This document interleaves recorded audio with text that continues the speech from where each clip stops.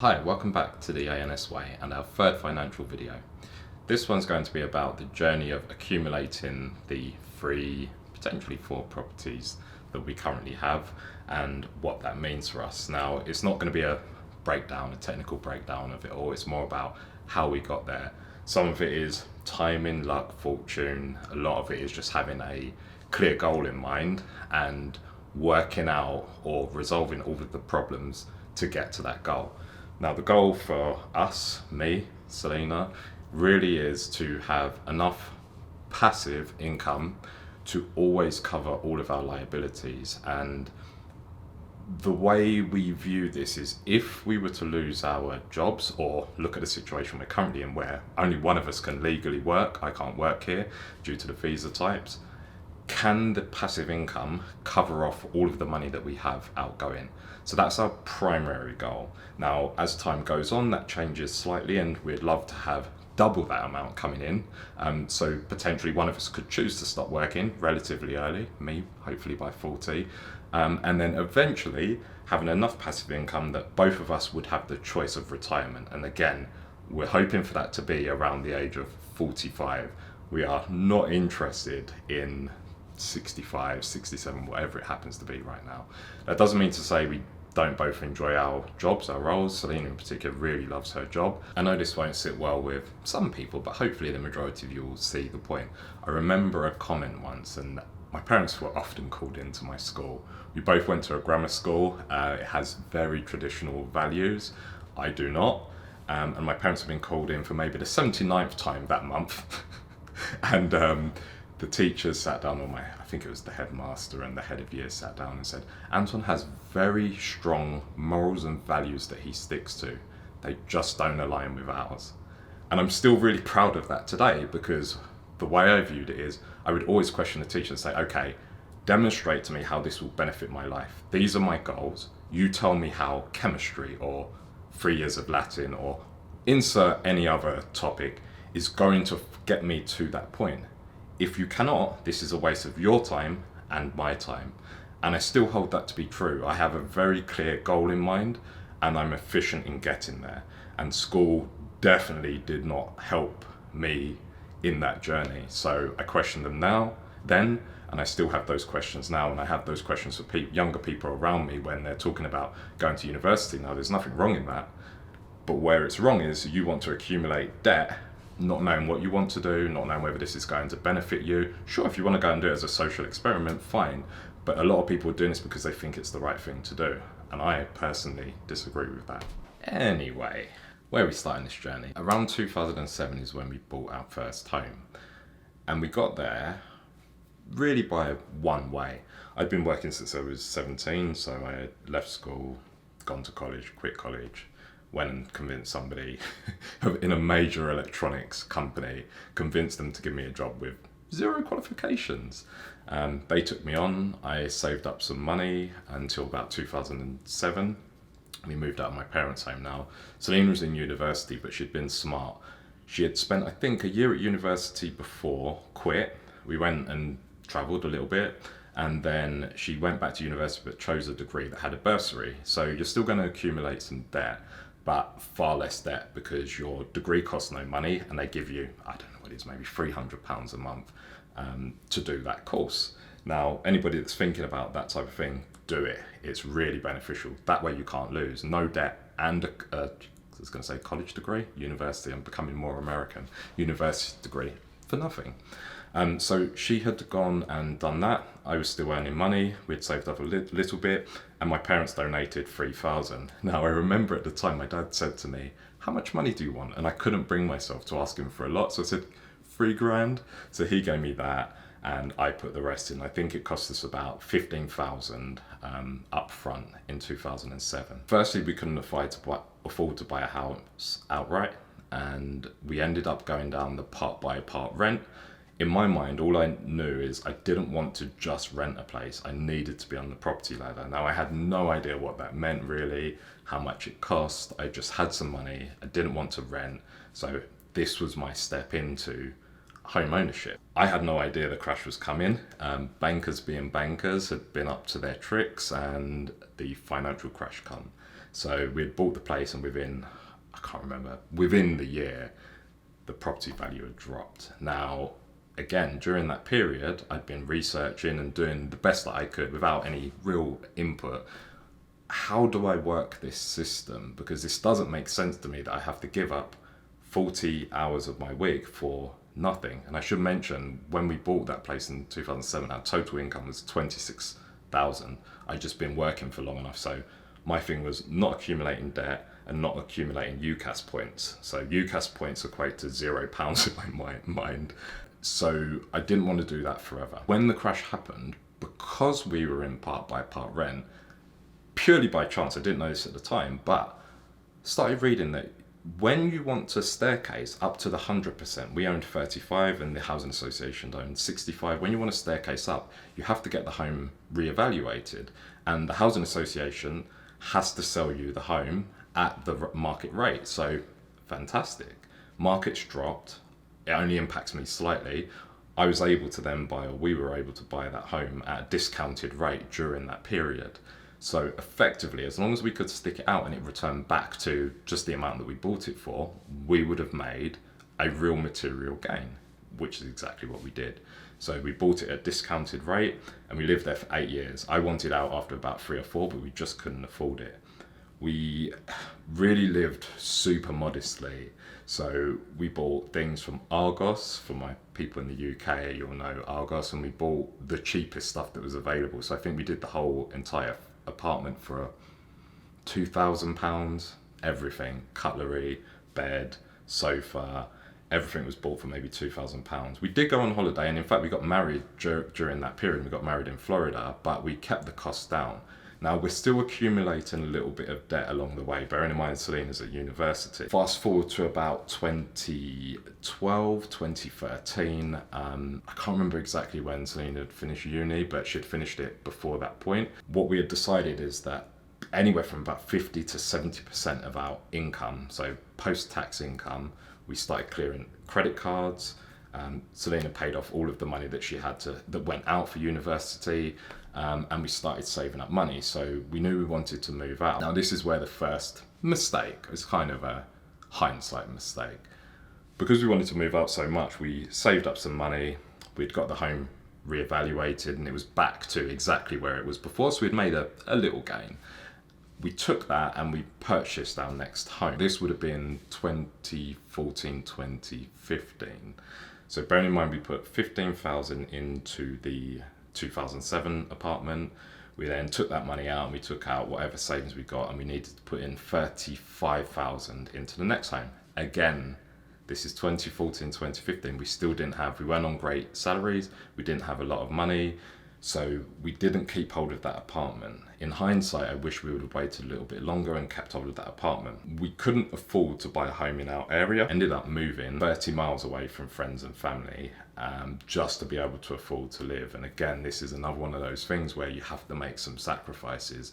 And we had a lot of disagreements because I wanted to live in the home and Selena wanted to live in an area, and our area was about 25-30% more than the home that we ended up choosing. So we come to the agreement that I was right and we did that because there was so much growth opportunity in this home. We only had to stick it out for 4 or 5 years. They were pumping 100 million into that area over the next 10 or 15 years. They're still doing it now, in fact.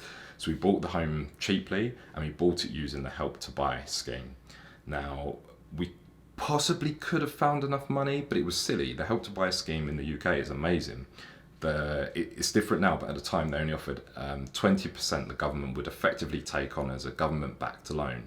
Now that freed us up because it meant that we got a much better mortgage rate, because now you're on an 80-20 mortgage rate, and it meant 20% of that money we weren't paying interest on, so we jumped at that chance. What that does mean, however, is you cannot own another property whilst you're in that government-backed scheme. So we went down another journey, which was to save up enough money over, I think it was 3 or 4 years, maybe 3 years, to buy out that part of it. So we let the government pay for 3 years and then we purchased the home. Here's the next trick.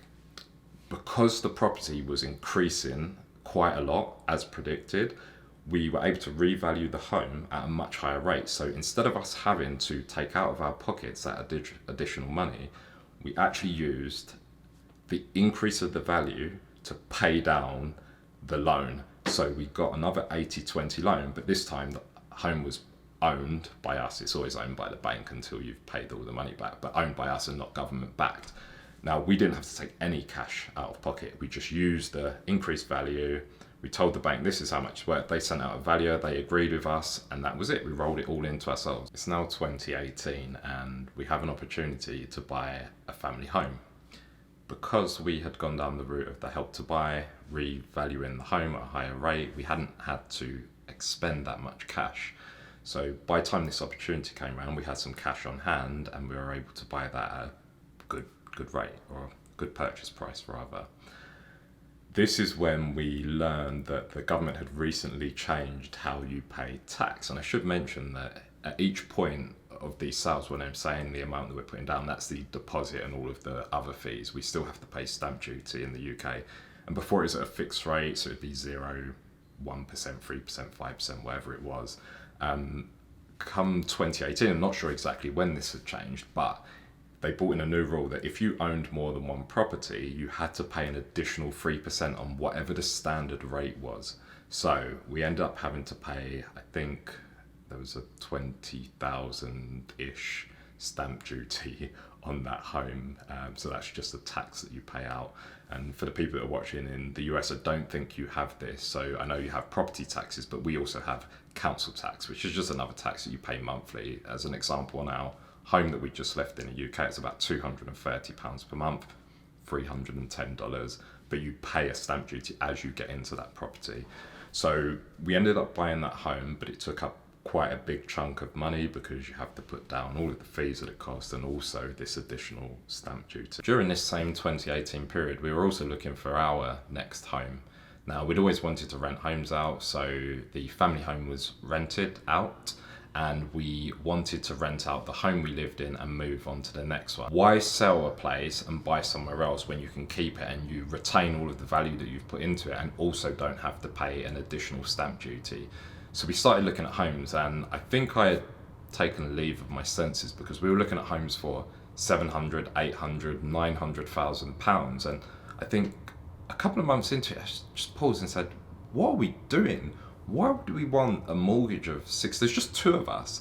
We always wanted more land, and in the UK you kind of have to have a big home to have a lot of land, and that's what led us down that path. But I just thought, I don't want a mortgage of 600,000 hanging over me. So we then paused that, and we were then trying to work out how we went about buying the next property that we could rent out whilst living in the property that we lived in.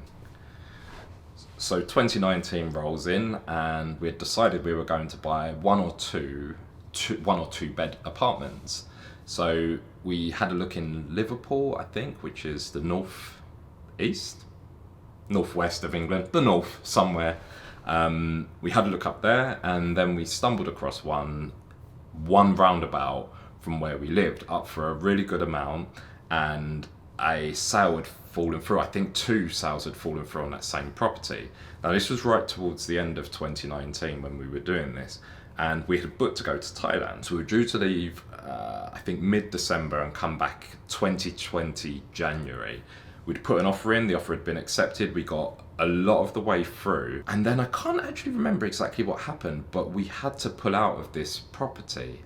I do remember what happened, and I should remember because that's the reason why we're here, actually. What had happened is, midway through that sale, Selena had been speaking to her work colleagues. She was doing a lot of work in the US, or for the US, and I think early January they offered her the role to come here, which was originally California. So unfortunately we had to pull out of that sale, and I felt really bad as well because they had 2 sales fall through just before us. So we explained our position and said it's too much of a risk for us at the moment. We're packing up and leaving the country. I think we all remember what happened January to March of 2020. So we had landed back, really excited to go, knowing that actually the home that we're in could now be rented out to somebody. So that sort of fit exactly what we needed anyway, again by pure chance. So we went down the route of finding a tenant, contacting the mortgage companies, changing our mortgage over from a residential to a buy-to-let, agreed the tenant move-in date, pandemic hit, chaos happened. Because we had agreed with the tenant, I think it was a March move-in, and that was exactly when the lockdown had hit. We were able to delay a little bit. She had a bit of grace because her landlords who were taking back this home were actually in Dubai or somewhere, and they were coming back home. So there was a little bit of grace in there. However, come May, she really needed to move in with her family. We had made the agreement, so we moved out, and we had genuinely nowhere to go. We found an Airbnb, and in our area, a 2-bedroom Airbnb, and I think it was 810 square foot, was £2,300 per month on a short-term rental, which to me is just, bearing in mind I hadn't rented, I know part by part rent, but it wasn't like that to me. I hadn't rented before, and this just did not sit well. So whilst we're trying to find somewhere to live, I'm looking at properties to buy. Now, if we buy an older home, that can take months to buy, easily 2, 3, 4 months to buy, just with the process. So I'm looking into new build whilst trying to find somewhere to live, and it became really chaotic, but I knew this again was an opportunity. So I think I was driving out maybe 2, 3 times a week, actually just driving to the sites of these new builders and saying, do you have anything available now, anything, a 2-bedroom, 3-bedroom place that I can buy now and move in as long as all the legals go. Nowhere had anywhere. So we moved into this apartment, and then I found another place, and they had stock properties ready to go. However, you weren't able to go into their sales centres, you weren't able to get shown around because the proper lockdown had hit. So we stuck out, I think, 3 weeks before, or 4 weeks before they started allowing people to go and view homes again. Immediately went there, found a place. Now, in the southeast of England, it's very rare that a new build will take an offer on a property. However, we'd just gone into lockdown, just come out, and this is an opportunity to offer. And I think we ended up offering 30,000 under, and they immediately took it. They had no idea whether or not they were going to be able to sell these. Nobody had any idea what was going to happen with the market at the time. And I think I mentioned it in my other video, I took a massive risk. So not only were we moving into a £2,300 per month apartment that was way too expensive, we didn't know when we were going to leave the country, even though we had agreed. We just let our place out and we were in the middle of buying. I also took a large amount of money and put it all into the stock market as it just plummeted, and my friend was going, don't do it, don't do it, don't do it, and I just kept pushing money in. So at the same time of this, I was just taking all of the risks. They agreed to this 30,000 discount. Still took a little while to get in. I think it took us 2 months in the end. So I think we paid a total of 3 months at 2,300 on this short-term let. We then moved into this home, which I still love. This apartment is amazing. It's now let out to an amazing tenant who also really loves it as much as us, so I'm happy about that. But if I ever did go back, I'd probably move into it for a while if she moved out. So they had accepted this 30,000 discount, and as it turned out, come through that lockdown, and they were able to sell these units really quickly, and they had jacked all of the prices up, probably grabbing back that discount that we got. So we moved into this it ended up being 8 months. We're not going to get into the full story. You can go and watch all of the older videos. I think they're still under the hills in business, explaining how long it took us from the point that we agreed to move to the States. I think we were meant to move in March 2020, and it ended up being March 2021, I think. Go and watch the videos until we could actually leave. So everything was up in the air. We had moved in, and at the point that we knew we could leave for the US, I started looking into letting the place out. Now, I contacted a few agents. They wanted about 1 month of rent in order for them to advertise it. Now, too much money. Advertised it myself, it cost me maybe a couple of hundred. So then we have a great tenant that's moved in. Now, this property, I think we ended up having to put in about 70 or 80,000. Here's another thing that worked, fortunately, in our favour. When the lockdown happened, the government, to stimulate the market, reduced the amount of stamp duty you would have to pay to 0 if the home was under 500,000, I think. Now, remembering what I said previously, if you own more than one property, you still have to pay a 3% surplus. But what that meant is, All of that money up to the purchase price was 0 and then 3% on the total amount. So that reduced our tax burden quite a lot. So I can't remember, it's between 70 or 80,000 we had to put down in actual cash. Now this property is converted into a buy-to-let. I know a lot of people don't go over to buy-to-let mortgages. I know a lot of people take the risk because the likelihood of somebody finding out that you now renting your place out is quite low. Personally, I just rather do things the right way. We couldn't get a buy-to-let mortgage quickly enough between being allowed to go to the US and moving out. So I just contacted our lender, explained our situation, explained that we're going to be away and we have to go away for work. They said no problem. You have consent to let, which is effectively the same as a buy-to-let, but actually at a much cheaper rate. So bear that in mind if you're going to do something like this. It's up to you what you do, but my personal recommendation is do it all legitimately, much like your taxes, because when you do get caught out, it's going to be very difficult to explain why you went down that route. Anyway, I think the total amount that we've actually physically put into homes is around 175, 180,000, and I'll check my maths when I'm doing the editing. But these properties combined, I think, are probably worth around 1.2 million. Now, in another video, I'll get into net worth or net asset value around homes. I'm not going to do the whole thing, but net asset value around homes. But you'll see, or I hope that you can see, that a lot of this is having a goal, taking opportunities, some luck, but often just doing the right thing at the right time and then waiting until an opportunity presents itself. It's not rocket science, it's not tricks, especially with property. Property appreciates over time, and you can use that to leverage more money by revaluing the homes or remortgaging. A lot of people, or at least I've heard this before, when people remortgage, they often do it to buy things like cars, other luxuries, remodel the home, and that's fine if you're using it buy to let, but often doing it for something that doesn't then give them value back. The way we've tried to do it is to ensure that we don't have to stump up more cash. We're getting really cheap debt. The mortgages are between 1.4 and 1.79%, I think, on our mortgages. So you can see how cheap that debt is. So when you're remortgaging these things, somebody's lending you 100 grand at 1.79% over 25 or 30 years. Take it, especially if you're going to use that money to then roll into something else. One of the things I haven't really included in this video is often, and even for myself when I'm hearing myself go through this, when you watch these videos and you read certain things, it makes it seem really easy. You just follow these steps, do this, this, this, and this, and this magical journey happens. Honestly, I spend the majority of my time, probably the same amount people would spend working, trying to understand the system, following the market, understanding interest rates, understanding when it's best to lend money, when it's best to spend money out, when it's best to refinance. I take it on as a job, and because it's something I enjoy doing, it doesn't feel like it's eating my time, and I'm always making sure we spend the least to get the most, so getting the most value out of it.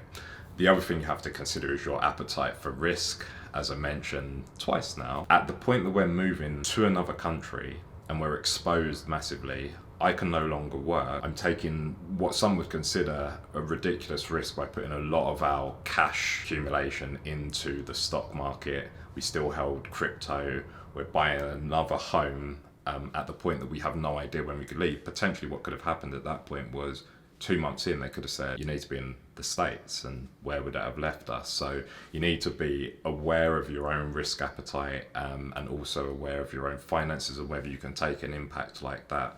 So I just want to finish by saying we're definitely not financial advisors. This is literally our journey and a representation, or a high-level representation, of how we've ended up in this position without a huge amount of money, and definitely without huge incomes up until a point. So I hope you find some value in this. If you do, please subscribe. For those people that have subscribed already, thank you. We really do appreciate it. We really appreciate the comments. Make sure you leave a like if you have found it useful. Thanks. Bye.